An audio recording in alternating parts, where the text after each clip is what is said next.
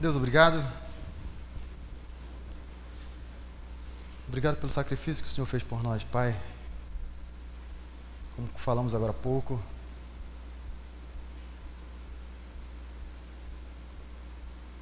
o Senhor não nos abandonou quando teve que cumprir a sua missão, Pai. Morreu por cada um de nós, derramou o teu sangue pelos nossos pecados. O Senhor não tinha pecado, mas o Senhor pagou pela nossa culpa. Que sejamos fiéis, Deus, como o Senhor foi fiel, até o fim, mesmo diante de tal angústia, Pai. Mesmo diante dessa via dolorosa, como nós ouvimos agora. Dá-nos a tua direção, te rogamos, Deus, pelo teu entendimento, para que a gente aprenda agora da tua palavra. Nossa oração em nome de Cristo Jesus, Pai. Amém, Senhor. Vocês viram que bonito a Sueli cantando, não? E dizem que Batista não fala em línguas, né? Você viu? Não fala em línguas, canta em línguas. Ops. Gente, a gente vai lá para o capítulo 8, mas abra João 7 primeiro. Eu vou tentar ser breve hoje, né, pelas circunstâncias. E aí, Tiago, pode colocar o slide já, por favor? Obrigado. Eu quero só chamar a sua atenção, porque o capítulo 6...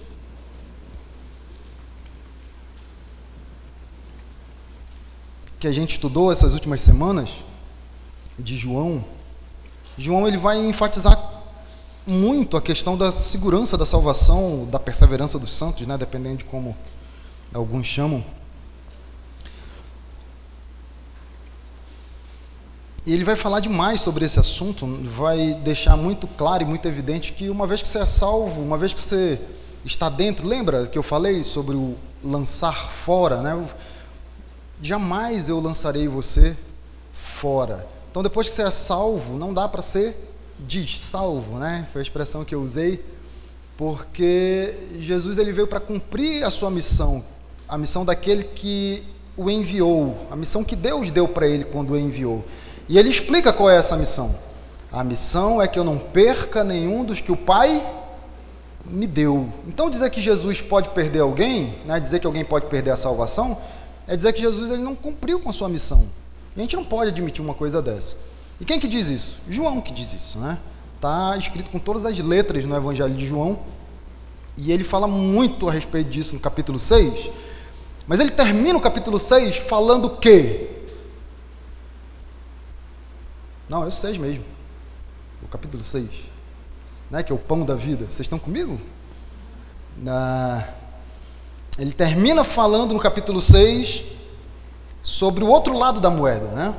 Sobre pessoas que podem caminhar com Cristo e não serem salvas. Ele vai dizer, e é engraçado que ele diz assim, né? Que ele já sabia qual eram aqueles que não criam nele.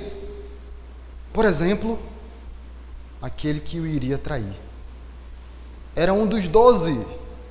E já estava sendo contado no capítulo 6, na cena da multiplicação do pão e dos peixes, dos pães e dos peixes, como uma pessoa que não cria em Cristo. E aí parece que no final do capítulo 6 ele meio que introduz esse tema. E aí ele vai desenvolver agora esse tema no capítulo 7, principalmente no capítulo 8, que é onde a gente quer chegar. Então eu não vou pregar no capítulo 7, vou pregar no capítulo 8 hoje, vou tentar ser bem breve e chamar a sua atenção só para um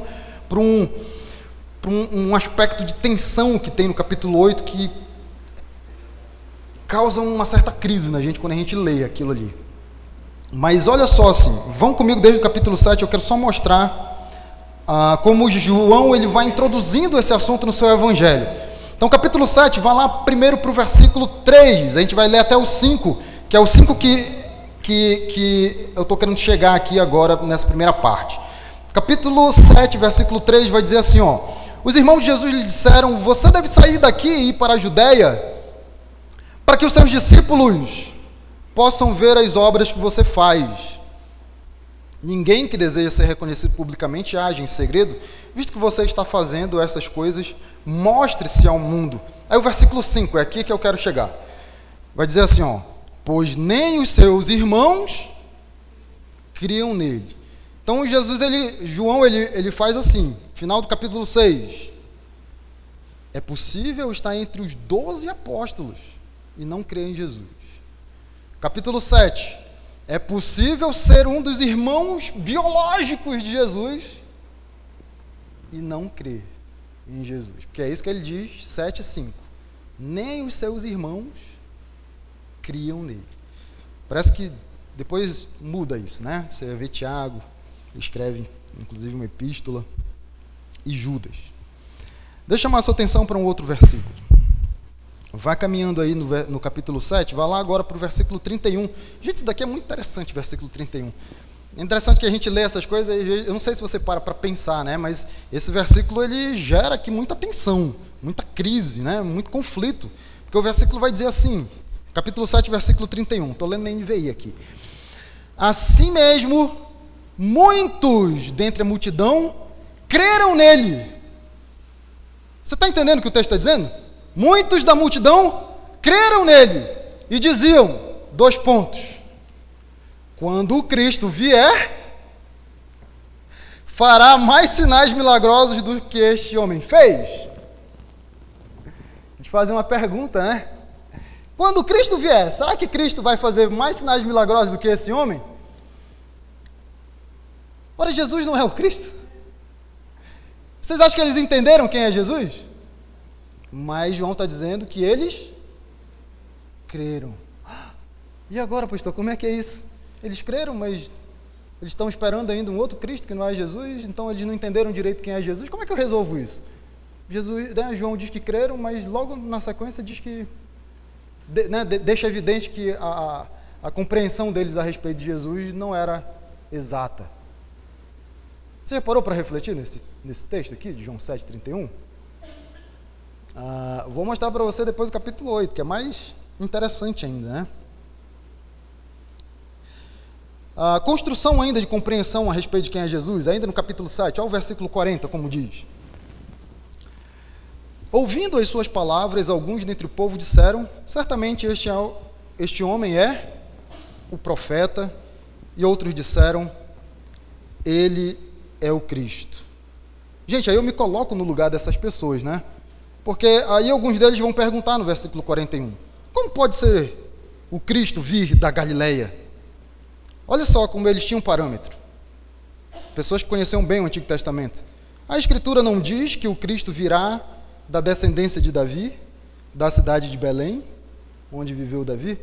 Vê que o povo ele não estava sem parâmetro, né? Ele estava usando a Bíblia como parâmetro. O que eles não sabiam é que Jesus nasceu em Belém e que Jesus era descendente de Davi. A gente tem uma condição muito privilegiada. A gente vai ver Mateus explicando isso para a gente, né? De forma límpida, clara e muito evidente. Então a gente sabe que Jesus é o descendente de Davi que nasceu na cidade de Belém. Mas eles tinham crise com isso daqui. Então a compreensão não era ainda plena a respeito de Cristo. Ele vai terminar o capítulo 7, vai falar um pouco, a figura de Nicodemos vai aparecer aqui de novo, esboçando uma defesa acerca de Jesus. Eu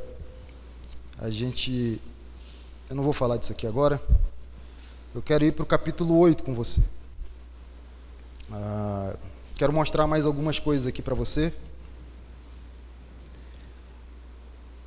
sobre essa tensão de pessoas que João diz que creram em Cristo, mas que de fato elas não tinham uma compreensão real a respeito de quem era Cristo, né? Uma compreensão plena a respeito de quem era Cristo. E aí você vai ver que tem toda uma narrativa até o versículo 30, e no versículo 30 ele vai terminar essa parte dizendo assim, ó, tendo dito essas coisas, muitos creram nele. Então ele vai terminar essa sessão dizendo que muitos creram nele. E aí, na sessão seguinte, no versículo 31, ele já vai identificar quem são essas pessoas que creram em Cristo. Ele vai dizer assim no versículo 31. Disse Jesus aos judeus que haviam crido nele. Então ele identifica, né? Ele estava em Jerusalém, era a época da festa das cabanas, né? A festa do tabernáculo. Então, obviamente, a maioria dessas pessoas que estão inseridas nesse grupo aí são judeus mesmo, de fato. E aí João, ele se dá o trabalho de identificar agora o grupo, né? E ele diz que são judeus que haviam crido nele. Gente, aí eu quero só chamar a sua atenção Bora ver se...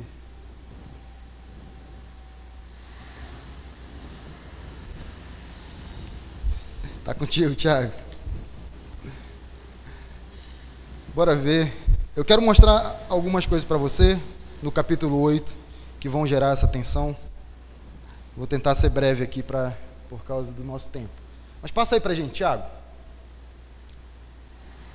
Eu fiz um paralelo aqui, mas eu quero chamar a sua atenção primeiro para a sua coluna da esquerda, né? Você que está de frente para o slide, é a sua coluna da esquerda. E eu quero mostrar para você como Jesus ele vai falando algumas coisas aqui, que são coisas duras. Mas ele está falando isso para os judeus que haviam crido nele. E isso vai gerar uma tensão e vai gerar um conflito em você. Porque como é que Jesus vai falar essas coisas para homens que tinham crido nele? E aí a grande questão é, como é que pode ser isso, pastor? Homens que creram em Cristo e Jesus ele fala essas coisas duríssimas para essas pessoas. Então a gente vai ler na nossa Bíblia e eu vou chamar a sua atenção aqui às vezes para o quadro que está aí no slide. Então vamos continuar do 31 e a gente vai ler o texto até o final do capítulo 8 e eu vou chamando a sua atenção. Olha só o que João vai continuar dizendo aqui, o diálogo de Jesus com esses homens, né? Disse Jesus aos judeus que haviam crido nele: se vocês permanecerem firmes na minha palavra, verdadeiramente serão meus discípulos. Deixa eu chamar a sua atenção para as duas colunas. Então, versículo 31 tem uma questão aqui sobre a permanência, né? Permanecer firme na palavra de Deus. Gente, ele não está dizendo... Isso é muito parecido com João 15, quando ele fala da videira verdadeira, né? E nós somos os ramos. E se você permanece na videira verdadeira, você dá frutos, mas se você não permanece, se você não dá frutos, você é cortado e lançado no fogo. A primeira sensação que a gente tem é de que ele está dizendo que você pode abandonar a fé, né? Então, uma prova de que você é salvo é que você não abandona a fé, no sentido de perder a salvação. Mas à luz de João 6, a gente já sabe que ele não está dizendo isso, né? Ele está dizendo que uma característica de uma pessoa genuinamente salva é que ele persevera, ele permanece. Então, não inverta as coisas. Às vezes a gente não consegue entender isso. Então, João 15 fala a mesma coisa agora que João 8:31. Que, na verdade, uma evidência muito forte de que você é um verdadeiro cristão é que você persevera. Por isso que na teologia reformada, a segurança da salvação chama perseverança dos santos, porque você evidencia a sua salvação por meio da sua conduta de vida, que é essa perseverança. Mas vamos continuar aqui, né? Permanecem firmes na minha palavra, verdadeiramente serão os meus discípulos, e conhecerão a verdade os libertará. Então a gente tem uma outra característica aqui do lado direito, somos libertos porque um dia conhecemos a verdade. Ele vai continuar. Eles lhe responderam: somos descendentes de Abraão. Versículo 33, me acompanhe na sua Bíblia, eu estou na NVI. Nunca fomos escravos de ninguém. Como você pode dizer que seremos livres? Jesus respondeu: digo-lhes a verdade, todo aquele que vive pecando é escravo do pecado. Jesus, no caso, ele vai dando algumas características aqui, né? Então, escravo do pecado é aquele que vive pecando. Mas ele está falando para os judeus que haviam crido nele. Isso aqui é mais chocante nisso daí. Ele está falando isso para os homens que creram nele. O escravo não tem lugar permanente na família. Então, o escravo não pertence à família. É isso. O escravo não pertence à família. Versículo 35.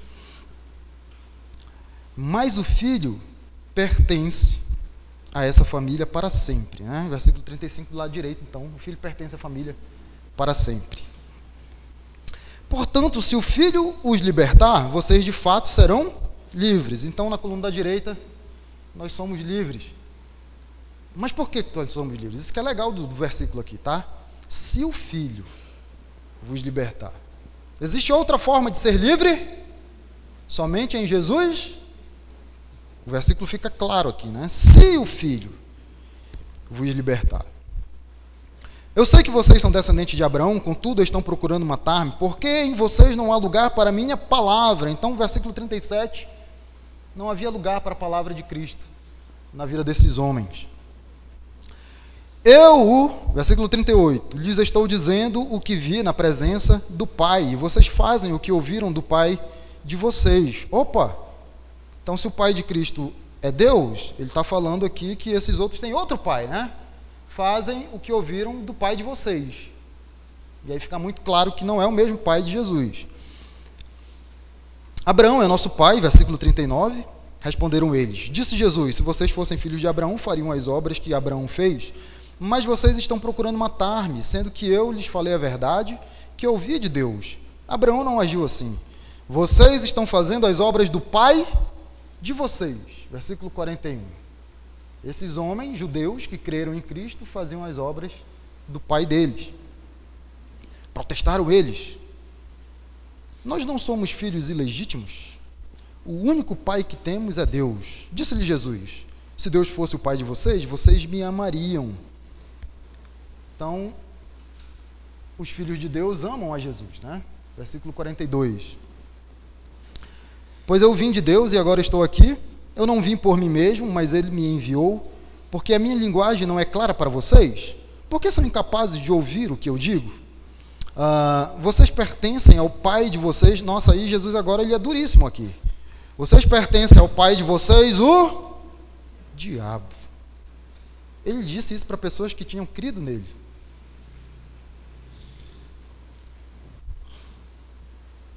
Vocês pertencem ao pai de vocês, o diabo, e querem realizar o desejo dele. Pertencem ao diabo, realizam a vontade dele, né? O desejo dele.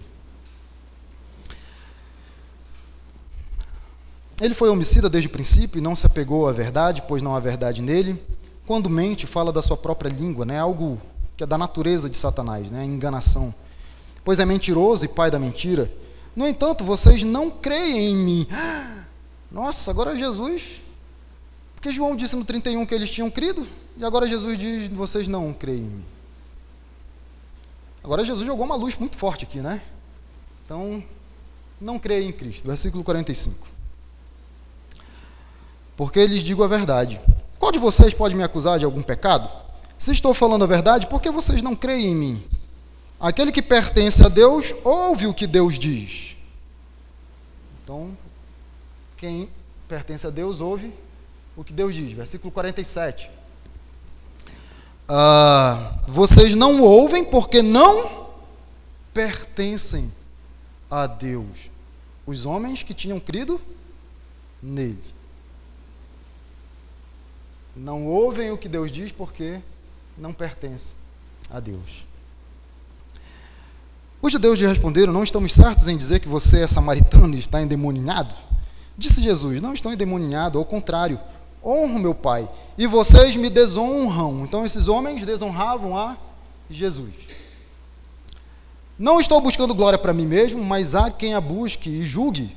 Asseguro-lhes que se alguém obedece à minha palavra, jamais verá a morte. Então, do lado direito, obediência à palavra de Cristo, e não verão a morte. Eu vou já explicar todas essas coisas para vocês. Diante disso, os judeus exclamaram: agora sabemos que você está endemoniado. Abraão morreu, bem como os profetas, mas você diz que se alguém obedecer a sua palavra nunca experimentará a morte.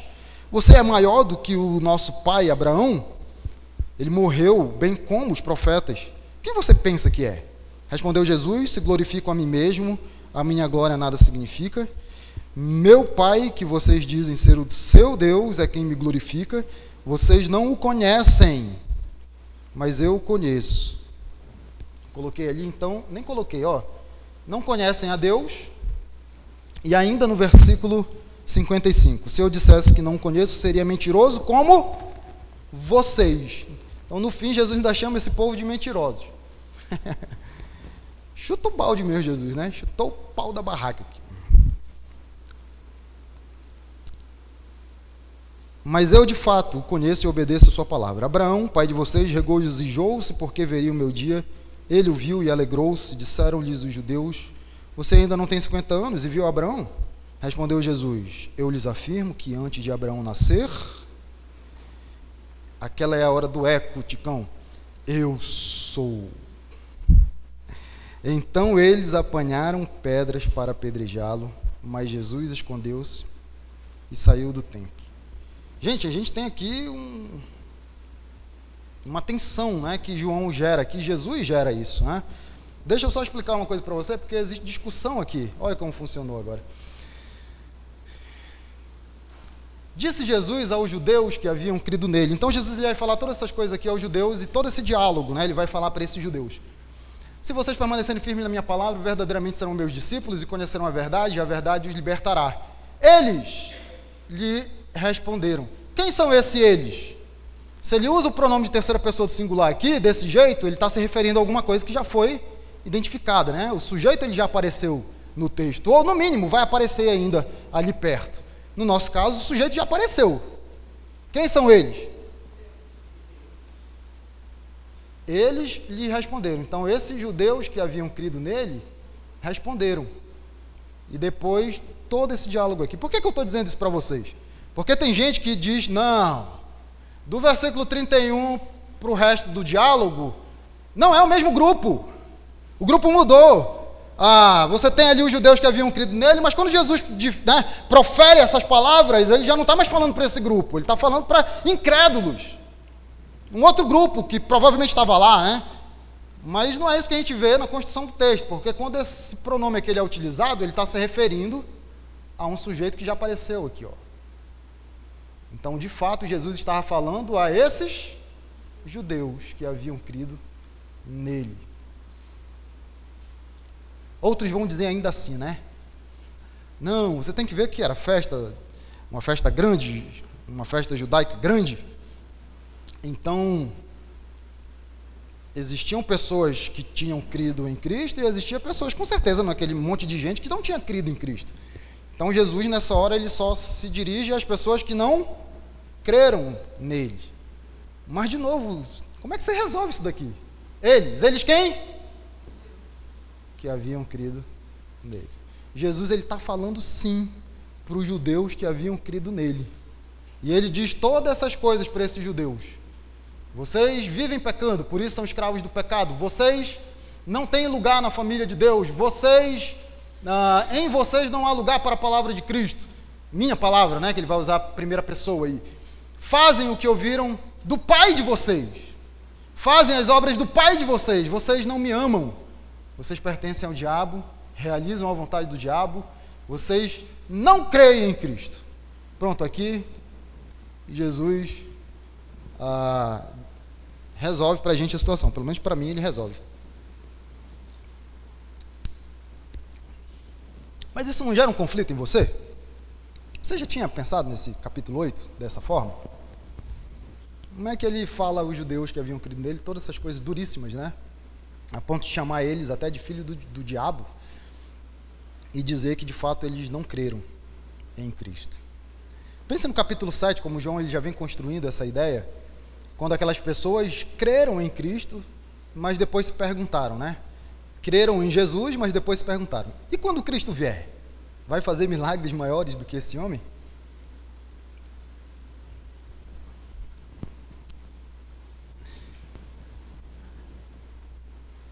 Gente, como é que pode Jesus dirigir palavras tão duras aos judeus que haviam crido nele?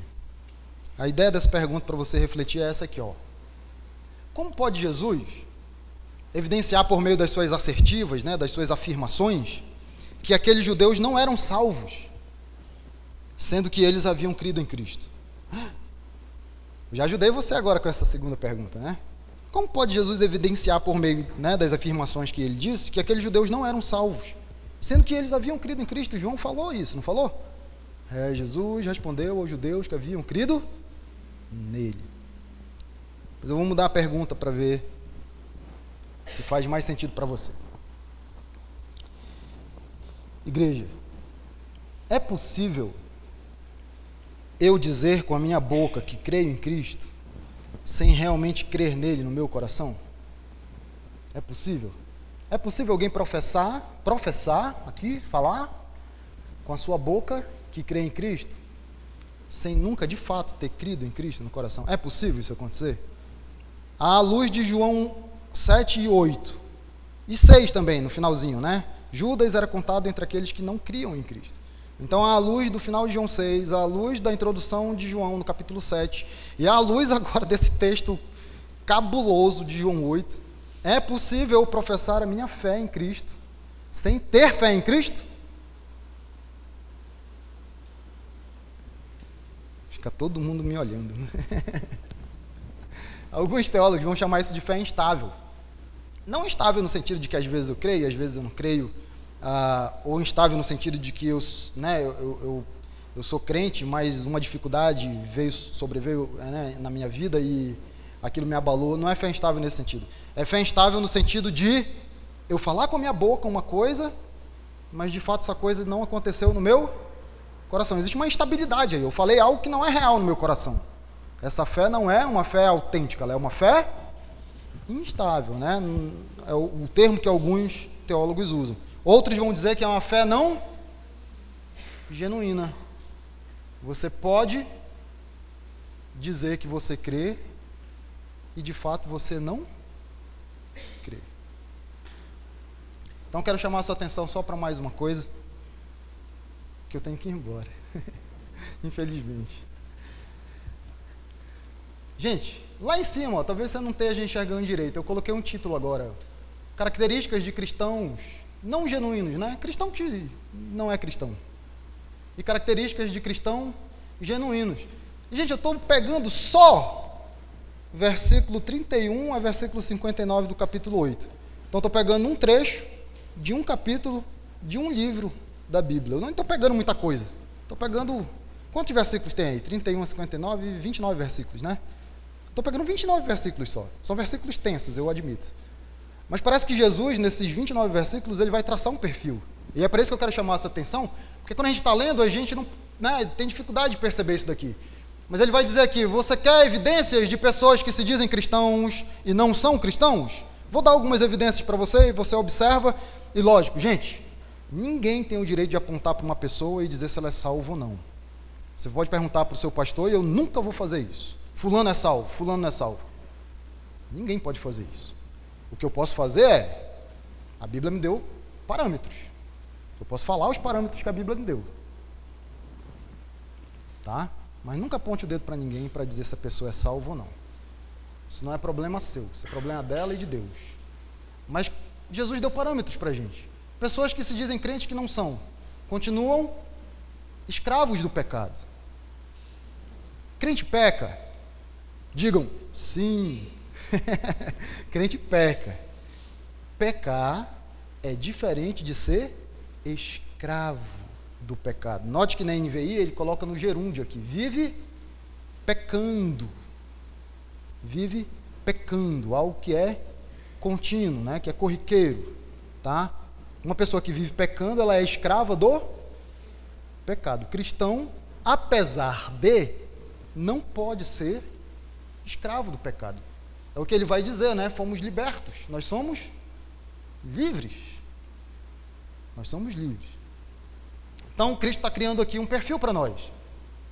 Escravo não tem lugar na família de Deus. Não há lugar na vida desses que se dizem crentes, mas não são, para a palavra de Cristo. Isso aqui é bem interessante. Por quê? Porque ao contrário de fazer o que Cristo diz, eles fazem o que eles ouvem do seu pai. Gente, isso daqui é aquela coisa que a gente já conversou, né? Se você não é governado por Cristo, então você é governado por alguém, né? Adivinha? É forte, é Jesus que está dizendo isso, tá? Eu só estou lendo aqui. Eu só estou lendo, isso é forte. Um termo mais brando que a gente pode usar, você é governado pela presente ordem desse mundo, que é um mundo corrompido pelo pecado. Fica mais brando, né, pastor? Fica mais... Nossa, assim eu entendo. Agora dizer que eu sou filho... Não, eu nunca aceitei a Jesus, mas eu também nunca me converti ao diabo. Eu faço a minha própria vontade, nem é de um e nem é do outro. Deixa eu traduzir para você. Fazer a sua própria vontade é igual a não fazer a vontade de... Não tem muita saída. Se você faz a sua própria vontade, isso quer dizer que você não ouve a palavra de Deus.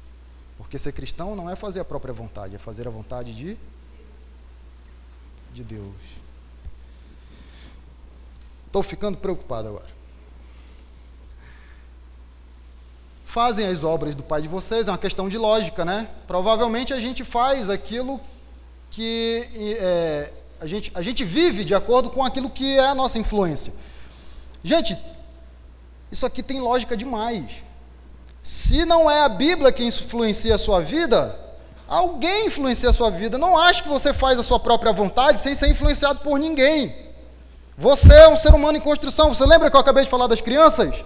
Um HD limpo, zerado, não tem informação. O que você faz? Você coloca um parâmetro ali para que depois ela julgue todas as outras coisas pelo parâmetro que você já colocou no coração daquela criança. Acredite, se o seu parâmetro não é Deus, é a Bíblia e Jesus, você tem um parâmetro gravado no seu coração. E ele é que influencia a sua conduta. E você, escravo, nem percebe que é dominado por isso. Por isso é que você é escravo. E dos piores, porque nem sabe que é. Nunca ouviu falar do cego que nem tem consciência que é cego? É o cego espiritual, né? O cego físico, ele tem uma chance, porque ele sabe que ele não enxerga. Mas o cego espiritual, lembra de Jesus quando ele fala? Guia os cegos, né? Guia os cegos. Ora, se você ouve e pratica as obras, né, daquele que influencia você, obviamente você não ama Jesus. Isso está aqui em conformidade com João 14,15. Abra bem rapidamente João 14,15 para vocês lerem esse texto. Esse texto é fortíssimo também. João 14,15.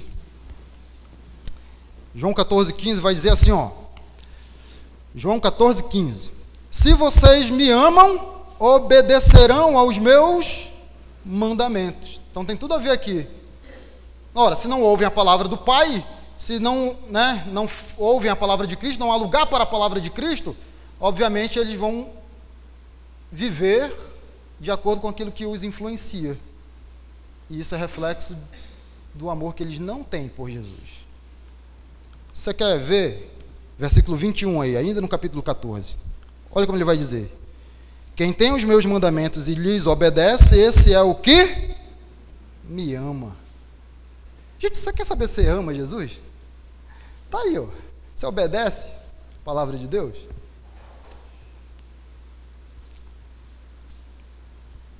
Não me atire em pedra, tá? Eu estou lendo a Bíblia. Você quer ver ele fazer a lógica no caminho inverso agora? Vá para o versículo 24. Aquele que não me ama, não obedece às minhas palavras.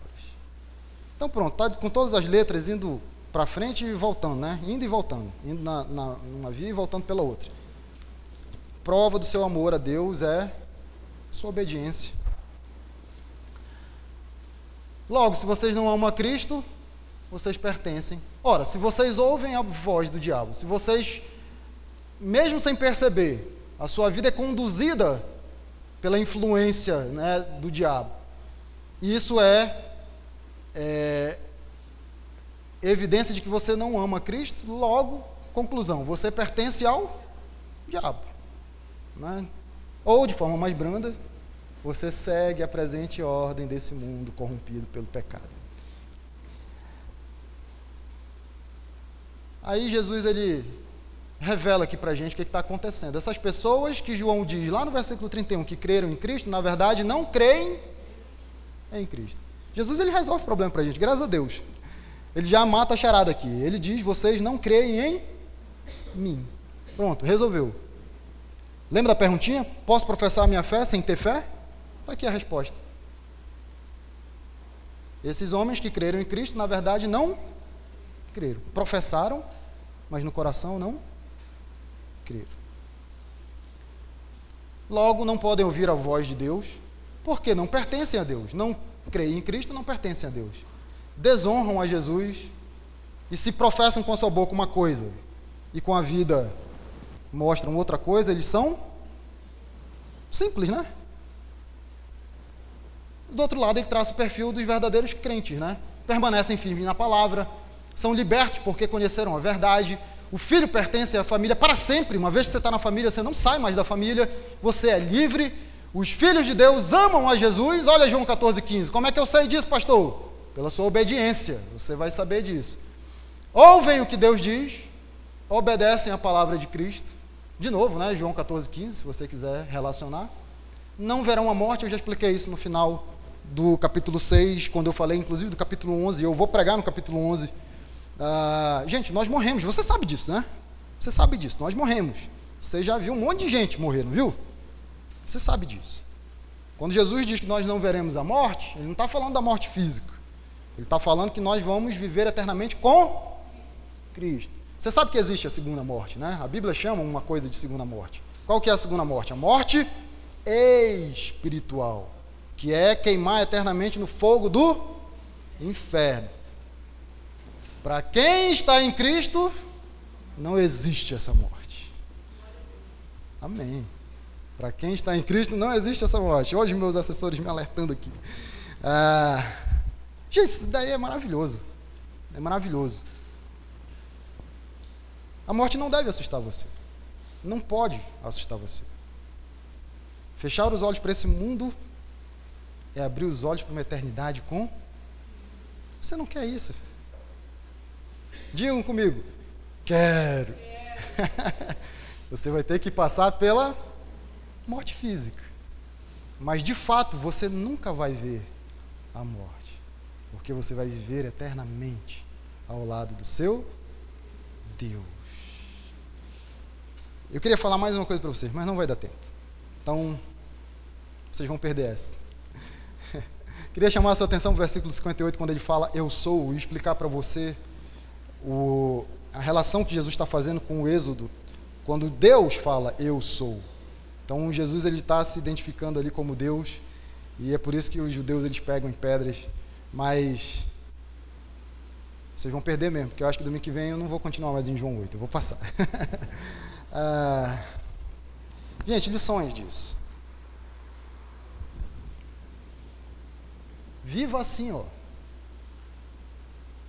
E se você vive assim,